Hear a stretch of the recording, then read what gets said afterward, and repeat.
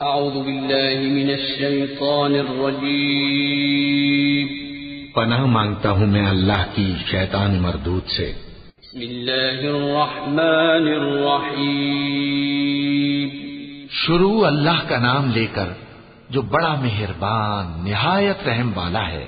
ويل لكل همزة لمزة الذي جمع مالا وعدده يحسب أن ماله أخلده كلا لينبذن في الحطمة وما أدراك ما الحطمة نار الله الموقدة التي تطلع على الأفئدة إنها عليهم مؤصدة في عمد ممددة۔